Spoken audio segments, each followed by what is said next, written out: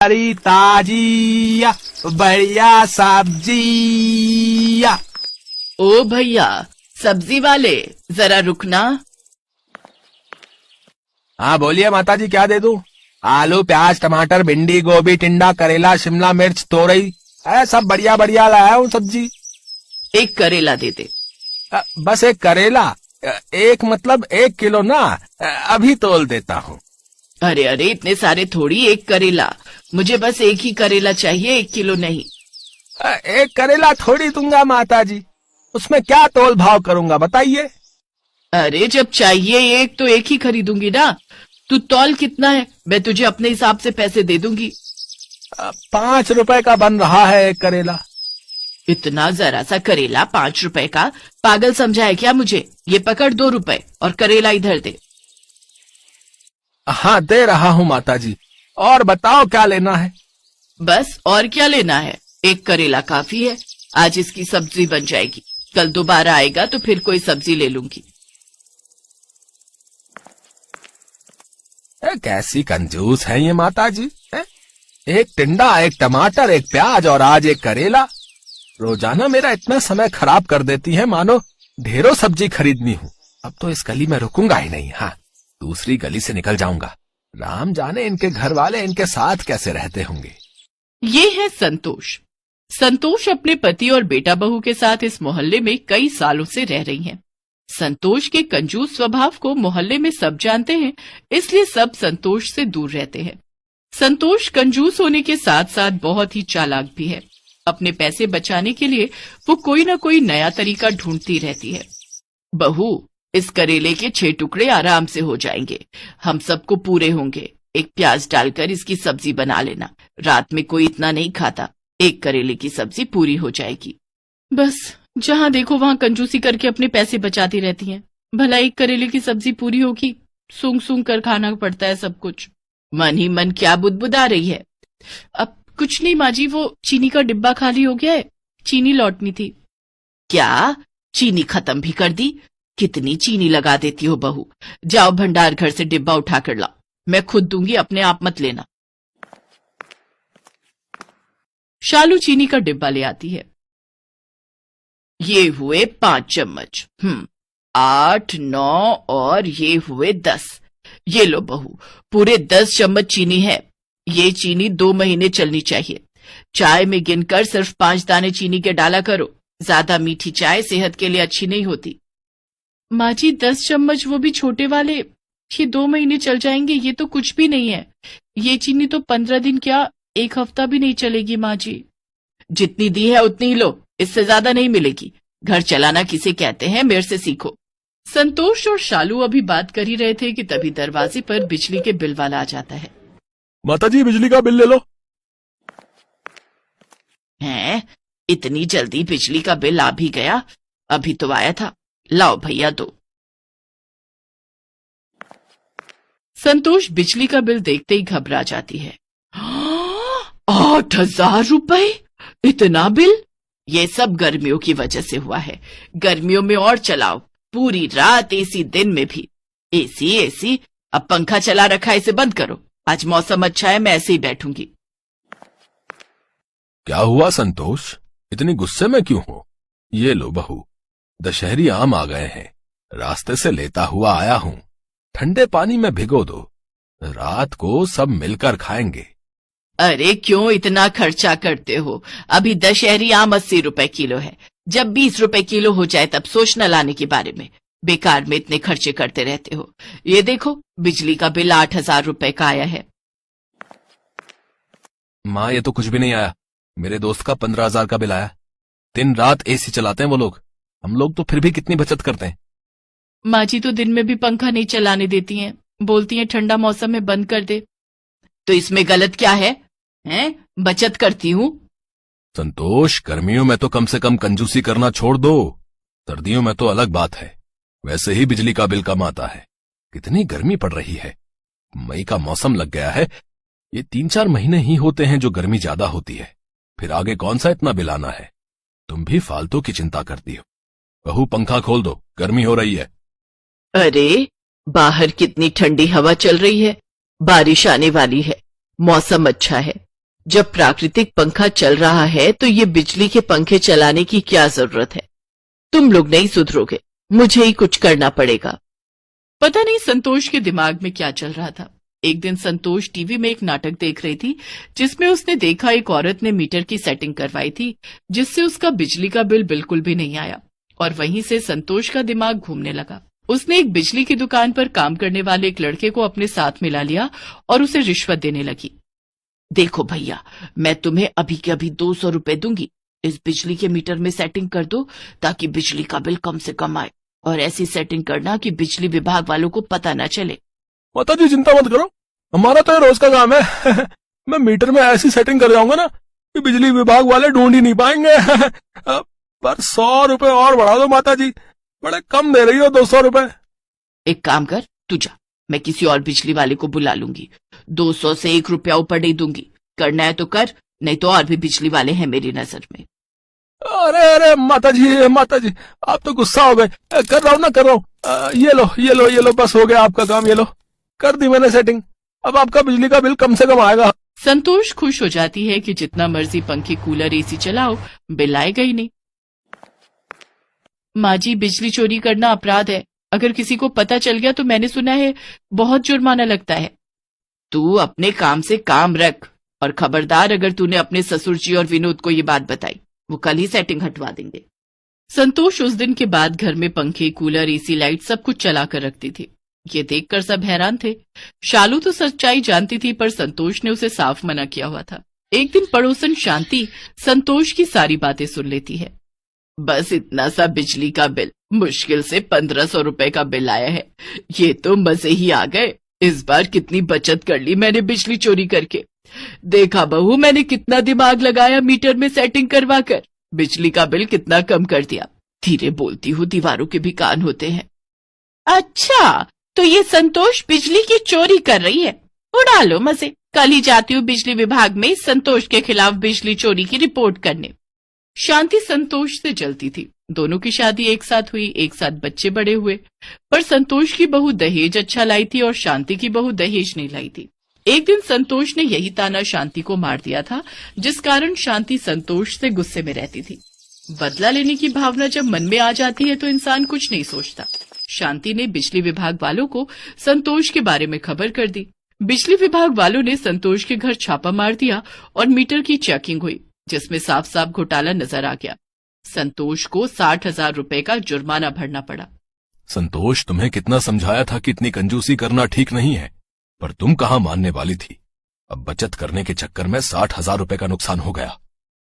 मुझसे बहुत बड़ी गलती हो गई। ये शांति ने सारा काम खराब किया है, उसने मुझसे बदला लिया है। माँ, ये बात अलग है कि शांति आंटी ने गलती की है, पर गलत तो आप भी हो ना। आपने तो बेईमानी की है। इतना बुरा लग रहा है, सबको पता चल गया। अरे अब बस भी करो आप और पापा जी। माँ ने तो हमारे लिए सोचा। ये अलग बात है, माँ जी भले ही कंजूस है पर बहुत सीधी हैं। उन्हें सही गलत का मतलब ही नहीं समझ आता।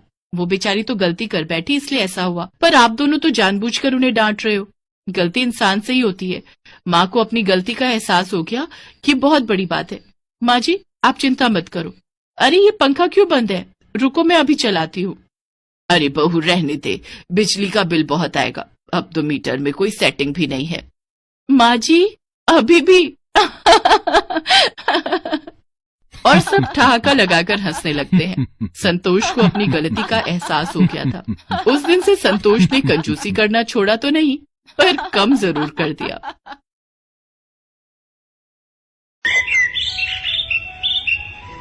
पापा देखो मैं जीत गई। अरे वाह, मेरी बिटिया टॉफी लेकर आई है। टॉफी नहीं पापा, इसे ट्रॉफी कहते हैं। हाँ, वही। वैसे किस चीज में जीती बिटिया रानी ये टॉफी? पापा वो स्कूल में ना मेहंदी लगाने की प्रतियोगिता हुई थी। पता है, सारी लड़कियों में सबसे अच्छी मेहंदी मैंने लगाई और इसीलिए मुझे ये इनाम मिला है। ये है राधे श्याम और उसकी बेटी कोमल। राधे श्याम गाँव में रहने वाला एक सीधा साधा किसान था। उसकी पत्नी का नाम सरला था। राधे श्याम अपने परिवार का पेट पालने के लिए बहुत मेहनत करता था। सरला घर संभालती थी और कोमल 12वीं की पढ़ाई कर रही थी। कोमल को मेहंदी लगाने का और मेकअप करने का बहुत शौक था। फिर उसी शाम, तू पढ़ाई में तो कभी अव्वल नहीं आती, बस इन्हीं चीजों में दिमाग लगता है तेरा। तो क्या हुआ माँ, पढ़ाई में भी ठीक ठाक नंबरों से पास तो हो ही जाती हो ना। देखो तो कैसे पटर पटर बोलती है। सुन रहे हो आप? रहने दो जी, आप क्या सुनोगे, आप ही ने तो बिगाड़ कर रखा है इसे। हाँ भाई, तो क्या गलत किया है? अच्छा कोमल बिटिया, तुमसे एक बात करनी थी। हाँ पापा, बोलिए ना। बेटी, वो बगल के गांव में अपने एक जानने वाले हैं राम स्वरूप जी, आज मिले थे, तो वो तुम्हारे बारे में पूछ रहे थे। पर क्यों? अरे पगली, अपने बेटे से तेरी शादी करवाने के लिए, और किस लिए? शादी? पापा, मुझे भी आपसे एक बात करनी है। हाँ बताओ बिटिया। पापा, मैं ना 12वीं के बाद शहर जाना चाहती हूँ। हैं? पर क्यों? माँ, मैं ना शहर जाकर ब्यूटिशियन का कोर्स करना चाहती हूँ, और फिर कोर्स करने के बाद वही शहर में ही एक बढ़िया सा ब्यूटी पार्लर खोलना चाहती हूँ। पर बिटिया, इस सब में तो। हाँ पापा, इस सब में बहुत खर्चा होगा, लेकिन पापा मैं आपसे वादा करती हूँ कि मैं पूरी मेहनत से काम सीखूंगी और फिर खूब पैसे कमाऊंगी। अरे पर तुझे शहर भेजने के लिए पैसे आएंगे कहाँ से? अब इंतजाम हो जाएगा। अगर कोमल जाना चाहती है तो उसे जाने दो, मैं कुछ इंतजाम कर ही लूंगा। राधेश्याम से मंजूरी मिलने से कोमल बहुत खुश थी। उधर रात को सरला ने राधेश्याम से पूछा, आपने कोमल से झूठ क्यों कहा? मैंने कब झूठ कहा? आपने कहा ना कि पैसों का इंतजाम हो जाएगा, पर कैसे? इतने पैसे कहाँ हैं हमारे पास? अरे तुम चिंता मत करो, भगवान की दया से इस बार फसल ठीक ठाक हुई है, और अगर कुछ कमी रह गई तो साहूकार जी से कुछ पैसे उधार ले लूंगा, फिर चुकाता रहूंगा आराम से। और क्या आराम से? वो लाला खाल खींच लेता है, भूल गए क्या? देखो सरला, पहली बार तो कोमल ने कुछ मांगा है, और मुझे अपनी बेटी पर पूरा भरोसा है। तुम देखना, एक दिन वो तुम्हारा, मेरा और इस रामपुरा का नाम रोशन करेगी। हाँ। कुछ दिन बाद ही कोमल का 12वीं का रिजल्ट आया और वो अच्छे नंबरों से पास हो गई। फिर उसने शहर में एक अच्छे इंस्टीट्यूट में ब्यूटिशियन के कोर्स के लिए एडमिशन ले लिया। राधेश्याम ने अपनी पूरी फसल बेचकर और कुछ पैसे उधार लेकर सारा इंतजाम किया। कोमल अपना सपना साकार होते देख बहुत खुश थी, तो उसे खुश देखकर राधेश्याम और सरला भी खुश थे। अच्छा पापा, चलती हूँ, अपना ख्याल रखना, और माँ तुम भी। तू खुद ही तो जाना चाहती थी, अब रो क्यों रही है पगली? अच्छा चलो, थोड़े आंसू इसकी विदाई के लिए बचा कर रखो। इसके बाद कोमल शहर चली गई और खूब मन से ब्यूटिशियन का कोर्स करने लगी। वो समझती थी कि उसके पिता ने उसके लिए कितनी मेहनत की है, इसीलिए वो भी बिना किसी लापरवाही के सब कुछ सीखने लगी। इंस्टीट्यूट में चाहे कोई एग्जाम हो या फिर कोई कंपटीशन, पहले नंबर पर हमेशा कोमल ही होती थी। फिर एक दिन, नमस्ते पापा, कैसे हो आप? हम ठीक हैं बिटिया, तुम कैसी हो? मैं भी अच्छी हूँ पापा। पापा आपको पता है आज मैंने बहुत अच्छी चीज सीखी। अच्छा, तो बताओ क्या सीखा? पापा वो कुछ घरेलू सामान और कुछ सब्जियों से भी हम अपनी त्वचा का बहुत अच्छे से ख्याल रख सकते हैं, और इसे हर्बल कॉस्मेटिक कहते हैं। क्या? हरी लाल? हाँ पापा, हरीलाल। खैर छोड़ो, अब माँ कैसी है? अच्छी है, दिन रात तुझे याद करती है। बस पापा अब कुछ ही दिनों की बात है। कोर्स पूरा करके जब मैं अपना पार्लर खोलूंगी तो खूब पैसा कमाऊंगी, और फिर आप, मैं और माँ सब एक साथ रहेंगे। ठीक है बिटिया, पर अभी तुम इतना सब मत सोचो और खूब लगाकर अपना काम सीखो। अच्छा। कोमल की बात सुनकर राधेश्याम हंसा जरूर था, लेकिन उसे कोमल ने एक और नई टेंशन दे दी थी। कोमल ने फोन पर कहा था कि वो शहर में अपना पार्लर खोलेगी, यानी उसे दुकान का एडवांस और सामान वगैरह खरीदने के लिए और पैसे चाहिए होंगे। ये बात सोचकर राधेश्याम गहरी सोच में पड़ गया। उसे उदास देखकर सरला ने उससे पूछा, क्या हुआ जी, कुछ परेशान लग रहे हो? सरला, कुछ और पैसों का इंतजाम करना पड़ेगा। क्यों, क्या हुआ जी? अरे, अपनी कोमल का कोर्स खत्म होने वाला है, तो वो शहर में ही, वो क्या कहते हैं, वो हाँ, अपना ब्यूटी पार्लर खोलना चाहती है। तो सामान वगैरह के लिए उसे शुरू में तो कुछ पैसे तो चाहिए ही होंगे ना भाई। अरे पर शहर में क्यों, वो अपनी दुकान यहाँ गांव में नहीं खोल सकती क्या? अरे कैसी बातें कर रही हो। अच्छा बताओ, अगर कोमल ने गांव में ब्यूटी पार्लर खोल भी लिया तो यहाँ कौन जाएगा उसके पास? उसने बताया मुझे, शहर में पूरे 100 रुपयों में तो बाल काटते हैं, और सजाने संवारने के पूरे 1000 रुपए लेते हैं ब्यूटी पार्लर वाले। हाँ, अब बताओ, तुम करोगे खुद पर इतना खर्चा? ना पापा, इतना महंगा, हम तो घर पर ही सज लेते हैं। हाँ तो बस, तुम्हारी ही तरह गांव की बाकी औरतें भी उसकी कला की कद्र नहीं जान पाएंगी, इसलिए जरूरी है कि वो वहीं दुकान खोले। शहरी औरतें खूब जाएंगी अपनी कोमल की दुकान पर। खैर, मेरे मन में एक विचार था। हाँ बताओ, वैसे भी अब बचा ही क्या है। मैं सोच रहा हूँ कि जो पैसे हमने कोमल की शादी के लिए जोड़े हैं ना, अब उसे वही पैसे दे देते हैं। राधेश्याम की बात सुनकर सरला ना तो हाँ कह पाई और ना ही मना कर पाई, क्योंकि उनके पास और पैसे थे ही नहीं। दोनों कोमल के पैसे मांगने का इंतजार कर रहे थे, लेकिन फिर कुछ ही दिन बाद कोमल अपना पूरा सामान लेकर गाँव आ गई। अरे बेटी, सब ठीक तो है ना? तू ऐसे अचानक आ गई, कुछ बताया भी नहीं आने से पहले। हाँ माँ, मुझे आप दोनों को सरप्राइज देना था। वैसे भी माँ, तुम मुझे कितना याद कर रही थी, तो अब परेशान होने की जरूरत नहीं है, मैं आ गई हूँ और अब शहर वापस नहीं जाऊंगी, यही आप दोनों के पास रहूंगी अब। वो तो ठीक है बिटिया, पर तेरा सपना, तेरा वो ब्यूटी पार्लर। हाँ पापा, मेरा सपना भी पूरा होगा और मेरा ब्यूटी पार्लर भी खुलेगा, पर वहाँ शहर में नहीं बल्कि यहाँ गाँव में। है? मैं कुछ समझा नहीं बिटिया, यहाँ गांव में कैसे चलेगा तेरा ब्यूटी पार्लर? खूब चलेगा पापा। जब मैं कोर्स कर रही थी ना, तभी मेरे दिमाग में आइडिया आया कि केमिकल से भरे हुए प्रोडक्ट से तो कोई भी अपनी स्किन को अच्छा कर सकता है और मेकअप वगैरह भी कर सकता है, पर मैं कुछ अलग करूंगी। मैं सिर्फ देसी चीजों का इस्तेमाल करूंगी और उन्हें भी खुद अपने खेत में उगाऊंगी। बात सुनने में तो अच्छी लग रही है बिटिया, पर मुझे तो गेहूं और धान के अलावा कुछ और उगाना आता ही नहीं है। पापा उसकी टेंशन मत लो आप, आपकी होनहार बेटी अब सब सीख कर आई है। हम अपने खेत में एलोवेरा, मेहंदी, हल्दी, गुलाब जैसी कई चीजें उगाएंगे और इन सब से मैं खुद अपने हाथों से ब्यूटी केयर प्रोडक्ट बनाऊंगी, जो असरदार भी होंगे और सस्ते भी। फिर आप देखना, यहाँ गांव की औरतें भी मेम साहब बनकर निकला करेंगी अपने घरों से। वो सब तो ठीक है, पर बिटिया, गांव की औरतें तुम्हें अपनी मेहनत की सही कीमत नहीं दे पाएंगी। यहाँ तुम्हें कोई फायदा नहीं होगा। अरे, तो ये किसने कहा कि जरूरतें सिर्फ शहरों में ही पूरी होती हैं? अगर अच्छी चीजों के लिए गांव के लोग शहर जा सकते हैं, तो शहर के लोग गांव भी आ सकते हैं पापा। बस जरूरत ये है कि हम वाकई लोगों को वो क्वालिटी और सर्विस दें, जिससे लोग सीधे हमारे पास ही आए। और वैसे भी अपना गांव शहर से बहुत ज्यादा दूर नहीं है पापा। अगर मैंने जो सोचा है वो ठीक से कर पाई तो आप देखना, यहाँ गांव में ही क्या करके दिखाऊंगी। अगले ही दिन से कोमल और राधेश्याम जी जान से अपने खेत में जुट गए। कुछ ही दिनों में उनके खेत में हर वो चीज मौजूद थी जो स्किन केयर या मेकअप के काम आ सकती थी। कोमल ने अपनी शादी के लिए जोड़े गए पैसों से अपने घर को एक पार्लर का लुक दिया, जहां लोगों को वेटिंग में बैठने के लिए कुर्सी नहीं बल्कि खाट दी गई थी। गांव की औरतों को कोमल का ग्राहक बनने में समय नहीं लगा, लेकिन कमाल की बात ये थी कि हर्बल पार्लर की खबर सुनते ही शहर से भी बड़ी तादाद में लड़कियां और औरतें रामपुरा गाँव आने लगी, जिससे कुछ ही समय में कोमल की अच्छी खासी कमाई शुरू हो गई और बहुत तेजी से सब कुछ बदलने लगा। मैंने कहा था ना पापा, अपना पार्लर खूब चलेगा।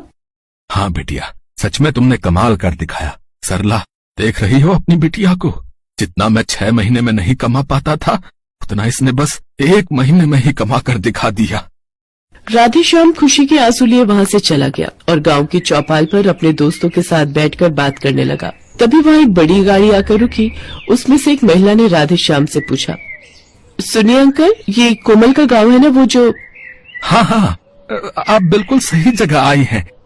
आप आगे से दाएं चले जाइए, कोमल बिटिया का हर्बल ब्यूटी पार्लर वही है। कोमल ने न सिर्फ अपने माता पिता का नाम रोशन किया, बल्कि अब तो रामपुरा को भी उसके नाम से ही जाना जा रहा था। लेकिन ये जीत अकेले कोमल की नहीं थी, बल्कि उस विश्वास की भी थी जो राधेश्याम को हमेशा से अपनी बेटी पर था। Thanks for watching.